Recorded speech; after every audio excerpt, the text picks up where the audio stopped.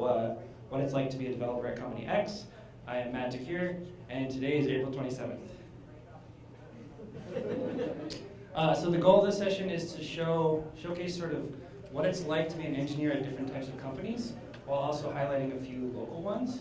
And so I'm really excited because we have folks from 4 local organizations that we're going to ask questions of and hear what it's like to work at those companies real time. Those 4 companies are Foodsby, Foundry, Target, and Sharp5 Software. And I'll explain more about what they are here in just a moment. Quick housekeeping. The law of 2 feet says that if you don't want to be here, it's perfectly okay to leave. You're not going to offend anybody by getting up and walking out. There are a lot of sessions that are happening right now that I would like to be at instead of leading a session. So like, it's totally cool to leave if you don't want to be here. That's totally fine. Just code of conduct, treat other people with respect. The MinneBar code of conduct on the site has a lot more details about what that means. So the agenda, as we've already seen a tiny bit, is waiting for people to trickle in, me talking to you for a minute to welcome you, and then we're just going to have each of the 4 people here come up, and we'll sort of do a sort of reverse interview for 6 to 8 minutes each, and then wrap up, and that's it. So that's sort of what to expect for the session.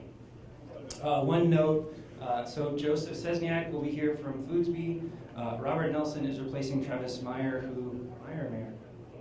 Travis Meyer's sick today, so Robert Nelson is here to fill in. Thank you, Robert. And then we have Nicole Liang, am I saying that right? Awesome, Nicole Liang from Target, and James Zuber from Sharp5 Consulting. So this is the agenda, and these are the folks that are going to be talking today. So with that, welcome. Who am I? My name is Matt DeCure. I'm a self-taught software engineer. I'm the founder of both the Invisible Network and Minneapolis Junior Devs. I'm a pizza enthusiast, and so I just had a great lunch. And I use he, him, his pronouns. So just a quick shill for this side thing that I started working on and then put my time to focus on. It's called the Invisible Network, and that was sort of the inspiration for this session.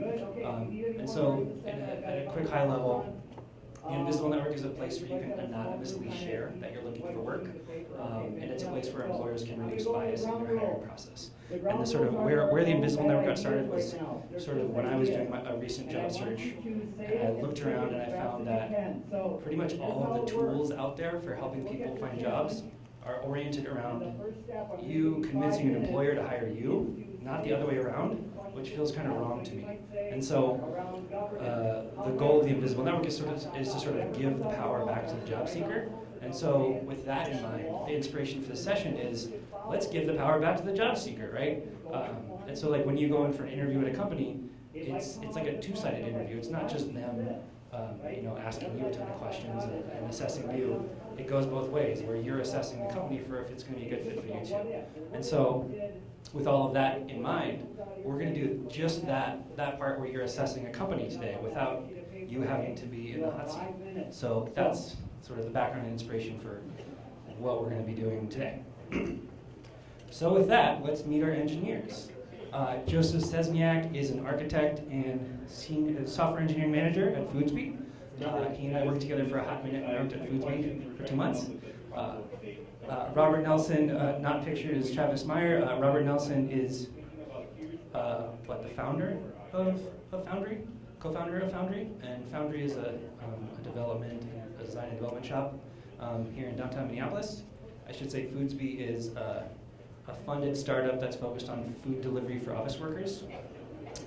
Nicole Yang is she has a much longer title, but the working title is Cloud Security Engineer. I think there's something about analyst in there somewhere. I'll make her explain fully when it's her turn. And she works at Target, and so I feel like everybody here should already know what Target is and who they are. Does anybody not know about Target? If not, I'll give a spiel. Okay. Great. All right, and then James Zuber is, I've been careful not to say freelancer, but he's a solo consultant, not a freelancer, but he's going to represent sort of what that life is like being a solo team of 1. And Sharp5 Software focuses on consulting, specifically in the realm of software development, right? Sweet. All right, so these are engineers, and now we're just going to bring them up one by one, and we'll give them 6 to 8 minutes each. And so without further ado, let's give Joseph A big round of applause.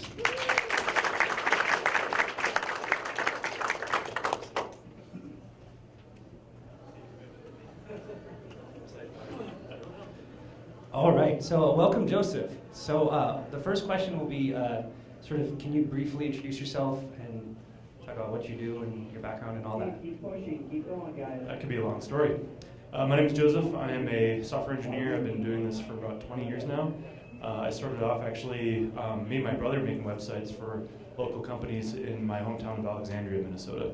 So we were building literally the old school, HTML and CSS websites. And then from there, I ended up going to college, couldn't decide what I wanted to do, ended up with a computer science degree and a math degree, which ended up taking me down the path of getting more of that kind of stuff done. And since I had a background in web, I decided to kind of keep doing web.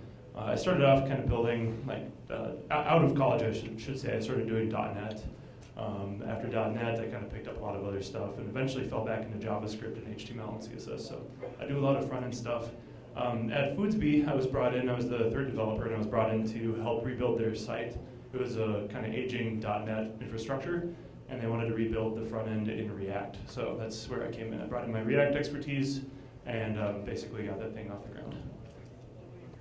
Awesome, thank you, Joseph. So how long have you worked there? Going on 2 years now. So about a year and 3 quarters.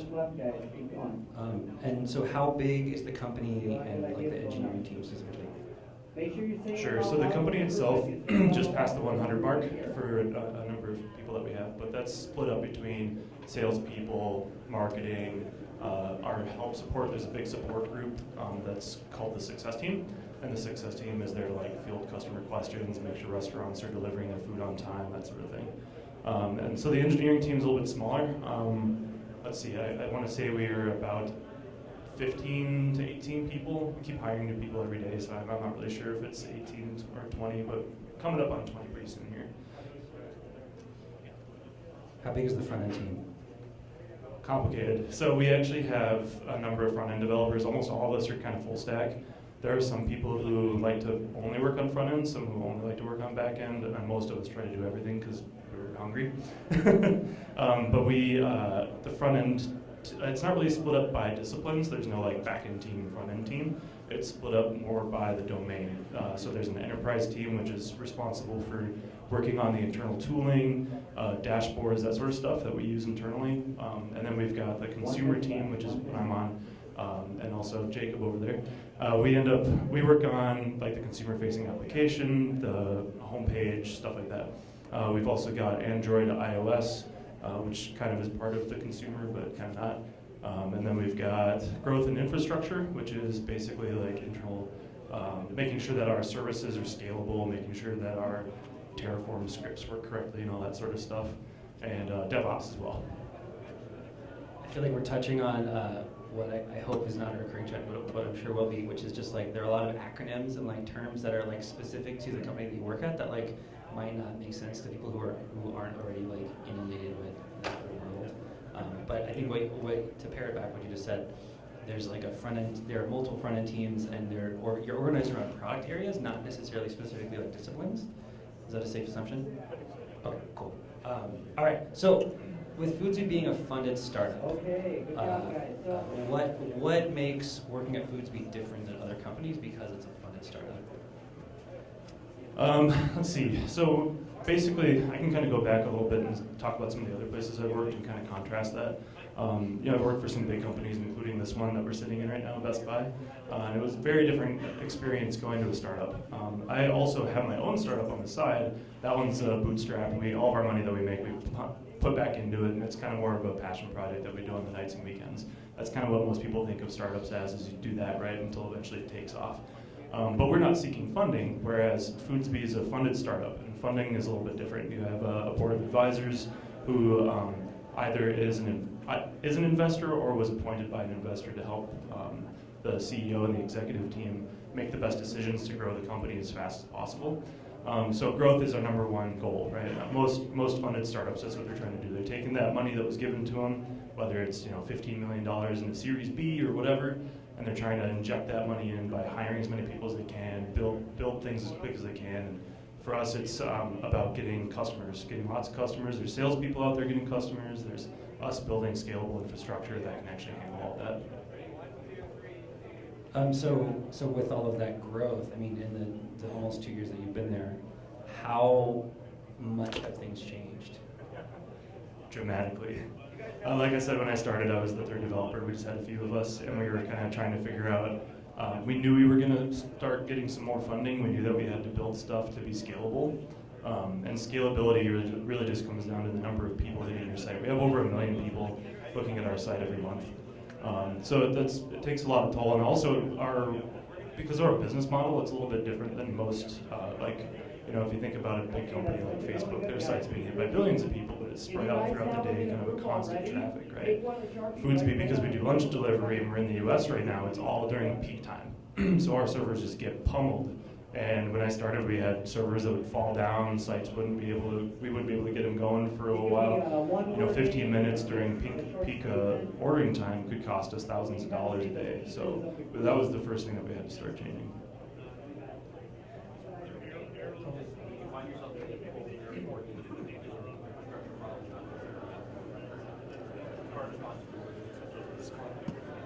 The question was if he found himself being pulled into solving the infrastructure problems instead of the other stuff that he did.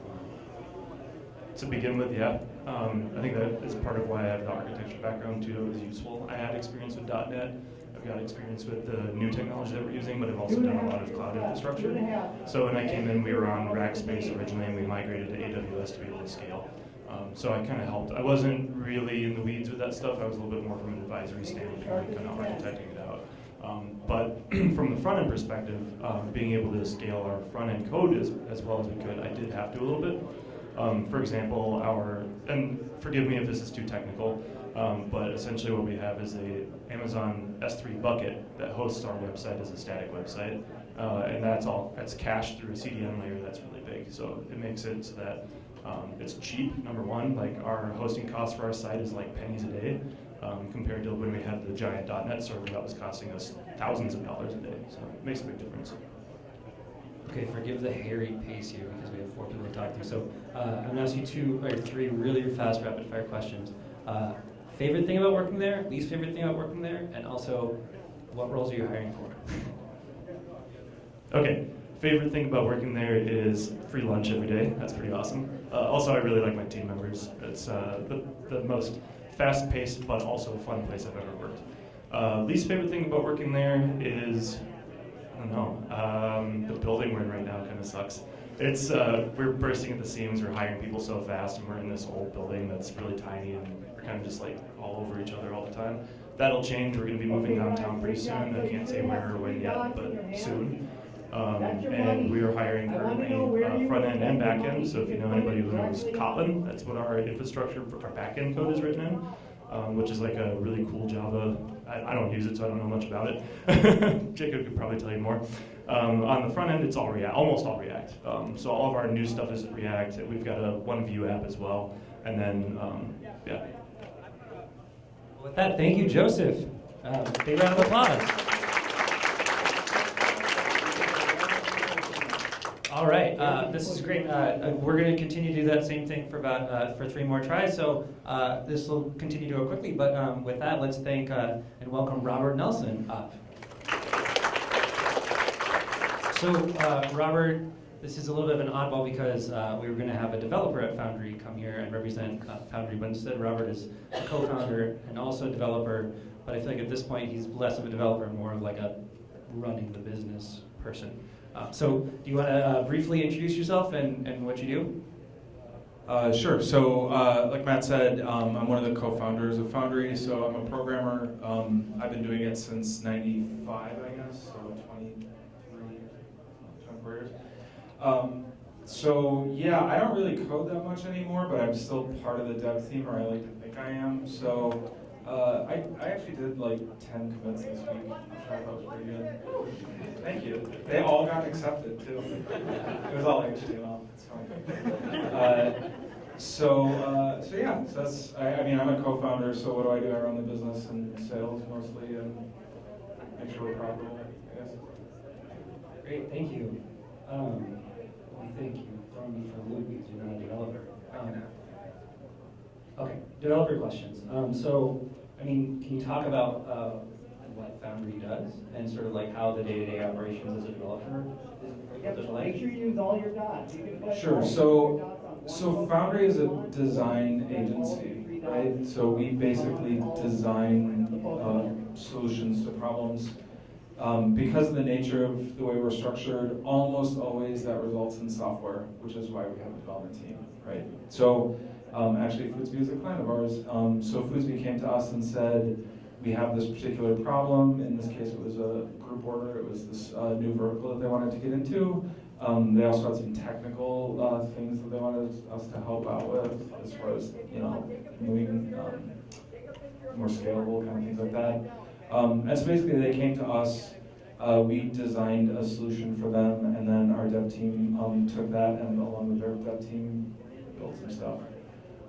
So basically, that's yeah. So the way that our team, or the way Foundry is structured, is we have designers and we have developers.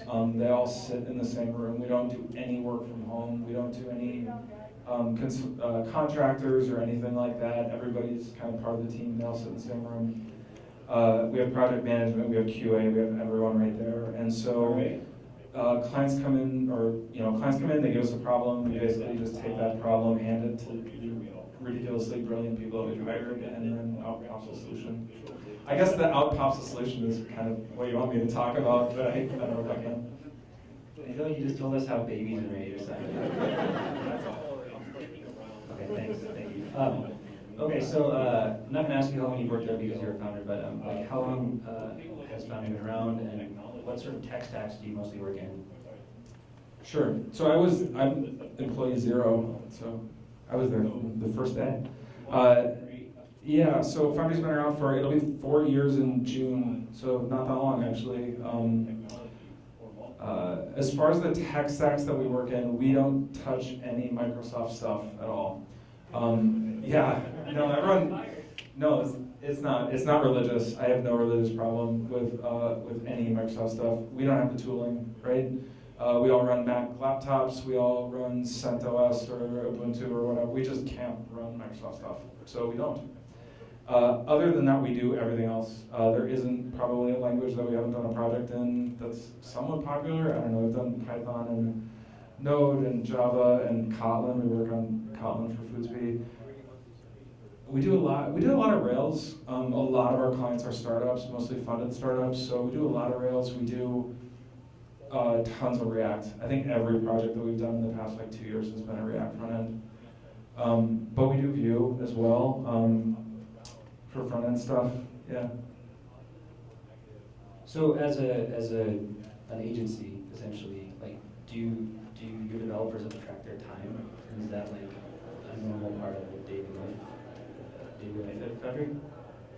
I always bring that up, huh? So, yeah. So if you're a developer or a designer or whatever, and you're going to work at an agency or a consulting firm, almost always you track your time. It's the bane of everyone's existence. It's the worst part about working at an agency. The good news about Foundry is that it's pretty rare that we bill our time directly, right? We take on projects as sort of a cost, like a monthly cost or a project-wide cost or whatever. And so, I never go to developers and say oh, you were a half hour under on your budget for this thing last week, or why didn't you build this, or whatever. We don't play that game at Foundry at least. But we do track our time, mostly because everyone at Foundry works on more than one project. So we have kind of a rule that every single developer is on at least 2 projects, and hopefully not more than 2 projects, and that every project has at least 2 developers. So that we don't have any sort of lone wolf, as a developer, I'm sure all of you know, you get stuck on something and then you spend a week working on something that you probably shouldn't. So we do track our time, mostly just so that when a project is over, I can look at the project and go, did we actually make money on this or didn't we? And if we didn't, no big deal, it was no one's really fault. Well, no, it was my fault for not charging the client enough, essentially, right? So we track our time more to learn from our past mistakes than to be weird about it. Great, thank you. I feel like an accurate and true, realistic answer. I realized I forgot to ask you how big the company and how big the engineering team is, but also we're gonna do a lightning round, so I also want to know what you like most about working there, what you like least about working there, and also who you're hiring. What was the Sorry, there's like 4 questions and I really don't. Oh, we had 18 people, or I should say our last payroll had 18 people on it. The engineering team must be 8, I guess, at this point. I think we have 7 designers, 8 developers.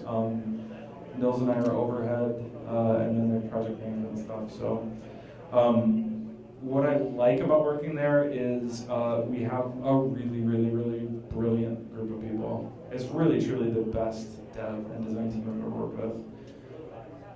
No, it literally is. Like, bias aside, I'll be biased about a lot of stuff. Like, I get to choose where our office is. Like, that's pretty cool.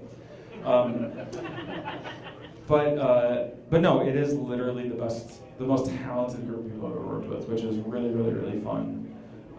The worst part is probably just that we tend to stretch ourselves a lot. We tend to take on projects that scare us a little bit, and it's pretty stressful. There are times when you're really glad that you're not alone, that you can lean on people. What was your other?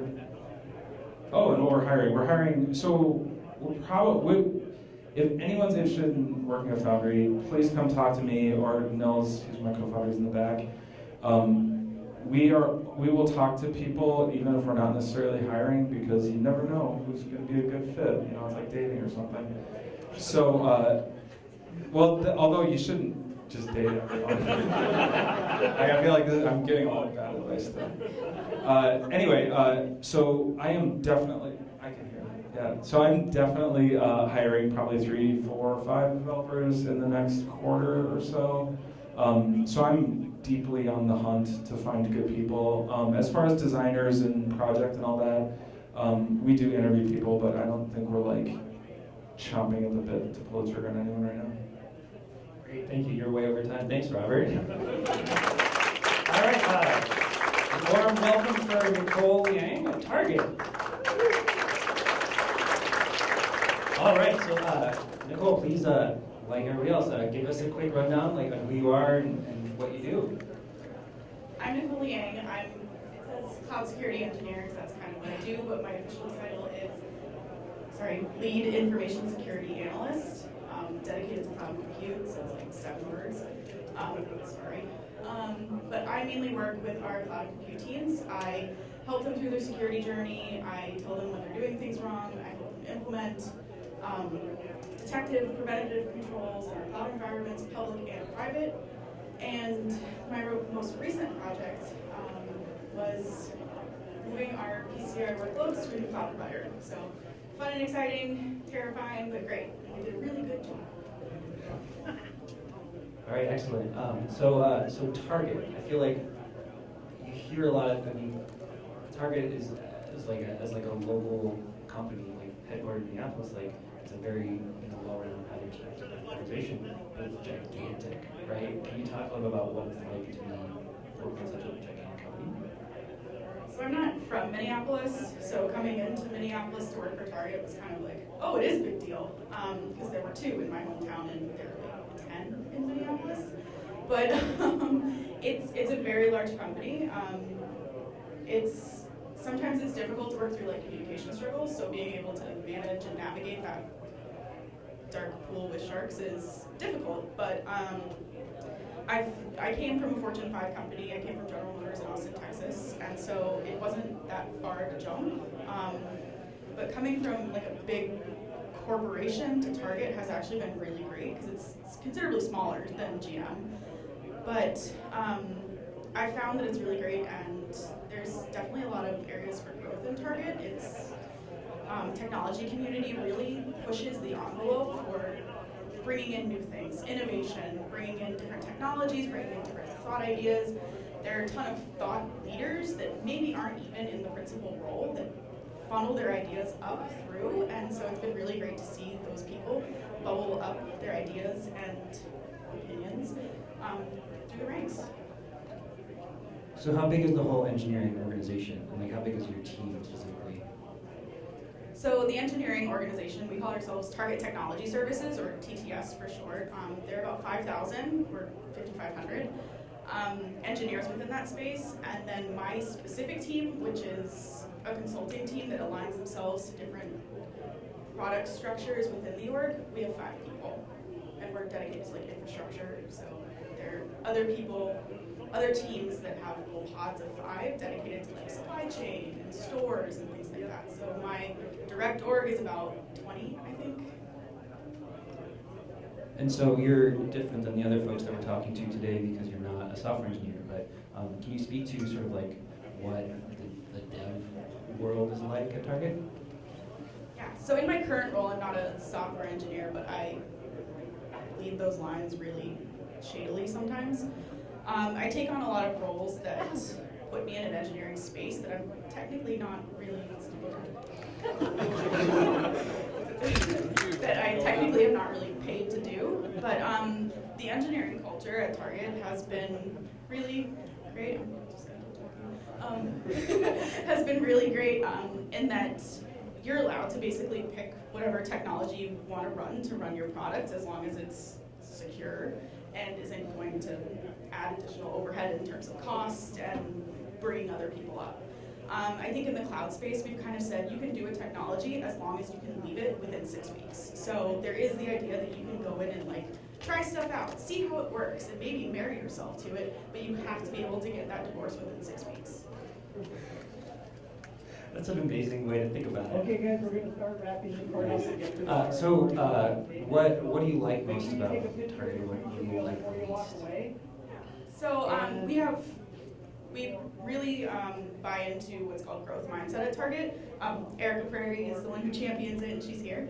But being able to say that you're getting better every day, so really that growth and being able to challenge yourself in different ways. We have an idea of, it was originally called When Pigs Fly, but now we've called it 20% learning time because that sounds a little bit better to leadership. But it's being able to take 20% of your week or year, which is one day, and dedicate that to learning. So I've really appreciated that because that's let me do things that I wouldn't typically do being an analyst. It's let me kind of get back into engineering because I was originally hired on an engineering team and left for the analyst role. So I really like being able to do things that aren't aligned specifically to my job description. And then what I like least, definitely something that comes over from the corporate culture is the communication. Sometimes it is really hard to wade through that. So I found that being like really clear and concise and maybe repeating yourself 8 times does help. So being able to navigate that. So I think communication breakdowns is something that I'm not a fan of. Appreciate you guys doing this. So I know that you're very enthusiastic about how you communicate at Target. I would love to hear a little bit more about that.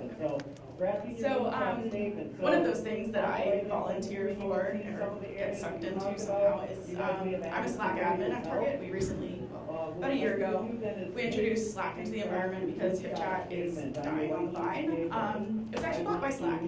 But I'm a Slack admin, and we use it initially just for the engineering team, so for Target TTS. And we write a bunch of bots. We police people when they're being dumb, for lack of a better term. But we also really use it to push some of the engineering concepts and automate things and try to make the engineering life better through communication. Because as some of you may know, Skype isn't always reliable, especially when you're using it on a Mac. So we tried to look for tools that would work in our environment, and Slack won out that one. So we use it, and it's been really great so far. And the bots are really cool sometimes, and it makes me really excited about it. We have an admin bot that you can use to manage user groups, and it does a welcome message. So like every time somebody joins General, they are pushed a welcome message with our internal terms of service, the Slack terms of service, our acceptable use policy. Like they get inundated with information, but that's so that they can't go back and say, oh, I didn't know. Well, you didn't read. So that we do have a lot of cool bots. We have one that it's called Penguin, and Penguin's spelled with an I. Because what it does is, if you pin a message when the bot's in the channel and someone else starts typing, it says, hey, have you read the last pinned message? Because people tend to not read up sometimes. So we found that to be really useful. Like if there's an incident happening and someone's posting in the channel with updates and people are like, hey, why is this broken? It's like, Penguin will tell you, read up. It actually links to the last pinned message. So we found that to be really helpful, and it's actually facilitated a lot of great experiences in our engineering environment. It's so great to hear that a company as large as Target uses Slack to communicate, so it's you still get the same communication experience at a much larger scale as compared to a small company. Last question, what roles are you hiring for? And I feel like this is a leading question because it's probably a very hard one for you specifically to answer, but if nothing else, can you point people in the right direction for where to go if they're interested? So first and foremost, we do have a careers website, target.com/careers, where all of the job postings are. But in my area, well, kind of my area, the area I represent, I do know that we are hiring compute heavily right now. So we're looking for infrastructure engineers and cloud engineers. We do have some CI type roles available as well. But target.com/careers is probably going to be your best bet. We also have a booth here. I think it's for recruiting, isn't it? Yeah, we have a recruiting booth out front as well. They have business cards and they can tell you more about other roles because we have some. I think we have some from AP, which is assets protection. Sorry, and then I think our Android team is here as well. Great. So with that, thank you so much, Nicole. Let's give her a big round of applause. James, come on up. All right, so last but not least is James Zuber, who is the principal consultant at Sharp5 Software. You can sit down. And we're going to try to be quick because we're running out of time, but I'll try to use as much time as possible. Can you briefly introduce yourself? Yeah, great.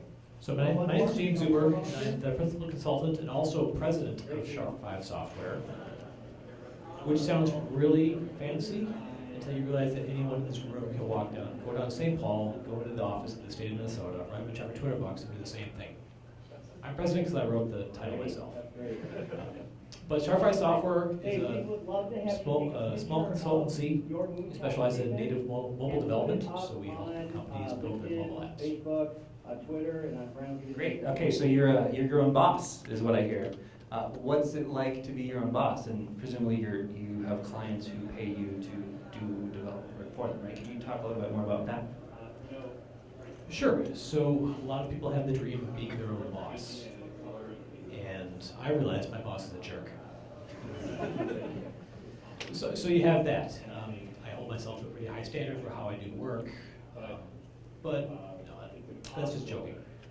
My day-to-day work is a lot like other developers. Most of my work is actually heads down, writing code for other companies. A lot of times I'm talking directly with the CEO that needs an app built. I'm talking with the CTO that has a dev team. Maybe they don't know who mobile, so I help them out with that. A lot of times I'm working with a development team that already has mobile and needs some extra help. I've worked with some of the bigger names in town, Target, BuzzFeed, stuff like that. But I'm happiest doing my own work, and that's heads down work. Try to do 3/4 of my time actually writing code, developing. The other time I'm out there looking for work. I'm talking to people, sending emails, I'm talking to people, learning about what they're doing, and just trying to keep on top of things. Because if you find your own work, you make quite a bit more money versus going through a recruiter, like a lot of people do. Oh yeah, the chapter is free. Great. So I presume that the Foundry, tracking your time is sort of just like just a normal part of the process, right? Yes and no. So if I'm running a project, I'll just say, I'm going to work for you this week. I'm working about 30 hours, and I don't track it that closely. But I do want to make sure that I've got that back up, that I was actually doing some work, just to have that back. So I do time track, and a lot of times I'm doing some hourly stuff. I do a couple hours here and there. So I do want to track that time because I want to get paid. If you're an employee, you're tracking time. It doesn't matter. You're still getting a paycheck. But if you're the person who actually is getting paid, you're definitely motivated to track your time. So I feel like what you're pitching here is it's very attractive to a lot of people, right? You get paid well, you have independence, autonomy, you can be your own boss, you get to pick and choose who you work with. what are some of the downsides of that?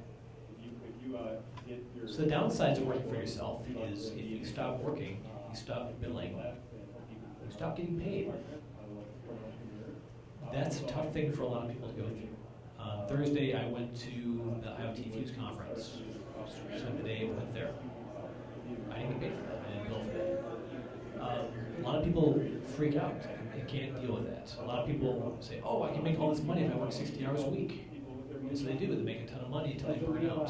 So you have to be able to balance what you're doing with and keep it sustainable. You can't work 60 hours every week. You're not going to do good work. People aren't going to hire you, and you're going to burn yourself out, and you're going to be out on some beach in Thailand somewhere. I don't know. So you have to balance yourself. You have to make sure you're giving yourself time to take a vacation, to take time off, holidays. So you can't work all your time, and you have to do that yourself. You have to find that within yourself to be disciplined and make sure that you're taking care of yourself.